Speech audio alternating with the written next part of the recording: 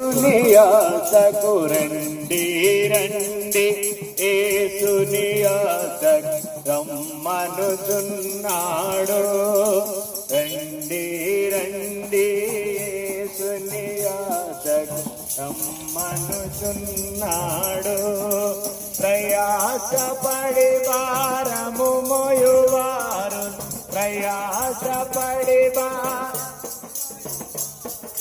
ప్రభును చెంతకు పరుగుడు వేగం ప్రభును చెంతకు పరుగుడు వేగం.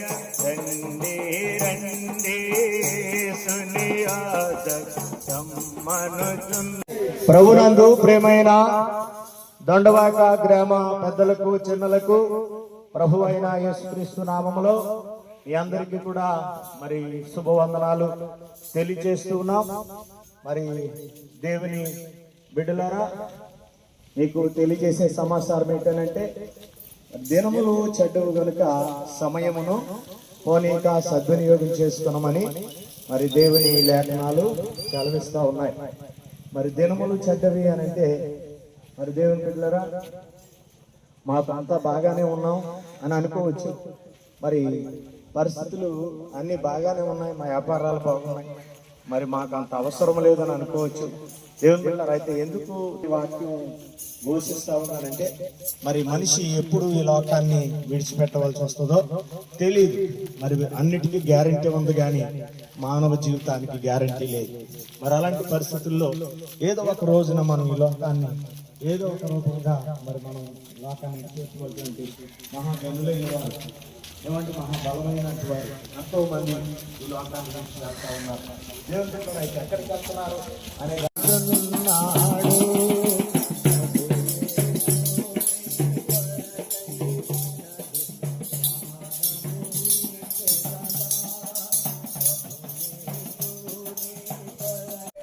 నీతిమంతుడు కాకపోతే ఎవరు కూడా పరలోకం లేదు. మరి దేవుని వాక్యం చెప్తుంది, నీతిమంతుడు లేడు, ఒక్కడనూ లేడు, అందరూ పాపం చేసి దేవుడు అనుగ్రహించే మహిమను పొందలేకపోతున్నారని దేవుని లేఖనం చెప్తుంది. మరి ఎలాగ మనం పరలోకం వెళ్ళగలం?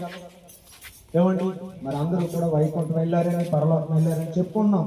కానీ దేవుని బిడ్డారా, వెళ్ళని బైబిల్ చెప్తుంది మరి పాపి పరలోకము వెళ్ళలేడు. దేవుడు పరిశుద్ధుడు, మనిషి పాపి అయి ఉన్నాడు.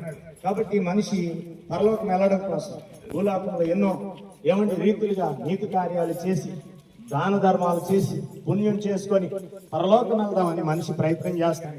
మన పుణ్యాలన్నీ కూడా మన యొక్క భక్తి అంతా కూడా మురుకుగుడ్డగా ఉందని దేవుని లేఖనం చెప్తుంది. అయితే మనం ఎలాగెళ్ళాలి అని మనం ఆలోచన చేసినట్లయితే దేవుని బిడ్డలారా, మరి ప్రతి పాపానికి కూడా మరి విరుగుడు ఏంటంటే మరి రక్తం కావాలి. చాలా మంది మనం ఆది కాలం నుంచి కూడా మరి మనం మేకలు గొర్రెలు కోళ్ళు దేవుడికి బలిస్తూ ఆ రక్తం ద్వారా మన పాపాలు పోయాయని ఆ అర్పణం అర్పించి మనం పరలోకం లేకపోతే మన మధ్య ఉన్న శాపాన్ని కొట్టివేయడానికి వాటి రక్తాన్ని దారపోస్తూ ఉన్నాం. అయితే వాటి వలన మనిషి పాపం పోలేదు. కాబట్టి మరి మేకల రక్తం, గొర్రెల రక్తం లేకపోతే లోకంలో ఉన్నట్టు మరి ఏ రక్తము కూడా మరి చివరికి ఏ మనిషి చచ్చిపోయినా ఒకరి కోసం ఒకరు చచ్చిపోయిన వారి పాపాలు పోవు. ఎందుకంటే ఏ మనిషి అయినా పాపే కాబట్టి మరి ఎలాగా ఈ ఆయన స్వరము విని తలుపు తీసినాడు. మరి ఆయన వారిలోనికి వచ్చి వారితో కలిసి భోజనం చేయడానికి, వారు కలిసి నివసించడానికి యేసయ్య ఇష్టపడుతున్నాడు. కాబట్టి ఎవరైతే హృదయం అని తలుపు తెరిచి యేసు ప్రభువాన్ని దర్శించండి, మా కుటుంబాన్ని దర్శించండి, మా బ్రతుకులను దర్శించండి అని ఎవరైతే ప్రభువుని అడుగుతారో వారందరి హృదయాల్లో కూడా యేసు వచ్చి వారిని రక్షించడానికి ఆయన మంచి రక్షకుడైన దేవుడై ఉన్నాడు. కాబట్టి మరి ఎవరైతే ఈ మాటలు అంగీకరించి ప్రభువుని సొంత రక్షణగా అంగీకరించి క్రీస్తు మార్గారు వారందరూ కూడా నిత్యరాజ్య వారసులు అవుతారని ఈ విషయాన్ని మీకు తెలియచేయడానికి మేము ఎంతో సంతోషిస్తున్నాం. దేవుని బిడ్డలారా, మీరందరూ కూడా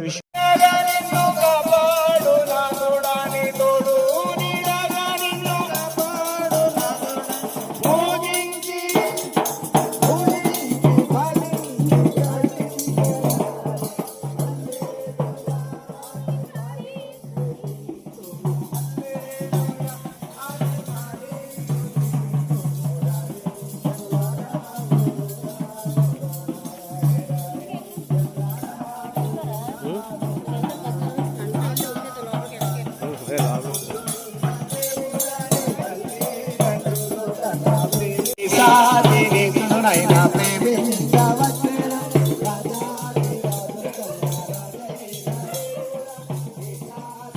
వారు ఎందుకు మరణించవలసి వచ్చింది? యేసుప్రభువారు ఎందుకు భూమి మీదకి దేవుడిగా మనిషి కుమారుడుగా రావాల్సి వచ్చిందంటే ఆయన అనేకమైన భారములు భరించడానికి భూమి మీదకి వచ్చాడు. అనేక మంది పాపములు క్షమించడానికి భూమి మీదకి వచ్చాడు.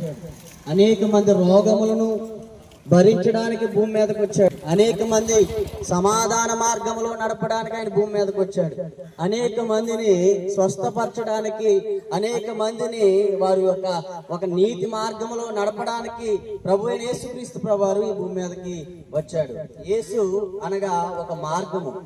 ఆయన మార్గములో ఏముందంటే నీతి ఉంది, ఆయన మార్గంలో సమాధానం ఉంది, ఆయన మార్గం ఇబ్బందులు ఆ పరో ఎదుర్కొన్న సమయంలో దేవుడు వారికి గొప్ప విడుదల, గొప్ప స్వతంత్రము అనుగ్రహించాడు. ఆ స్వతంత్రం ఎలాంటిదంటే వారి పాలు తేనెలు ప్రవహించే దేశానికి నడిపించే స్వతంత్రము. వారి ఒకరి కింద బానిసలుగా పనిచేసే స్వతంత్రము కాదు, కానీ వారి స్వతంత్ర దేశంగా ఏర్పడే స్వతంత్రాన్ని దేవుడు వారికి అనుగ్రహించాడు. సహోదరి సహోదరులారా, దేవుడంటే మనకు స్వతంత్రంగా చేస్తాడు. దేవుడంటే మనకు నీతిని అనుగ్రహిస్తాడు. దేవుడంటే మనకు స్వర్గాన్ని ఇస్తాడు. దేవుడంటే మనకు పరలోక రాజ్యాన్ని అనుగ్రహిస్తాడు.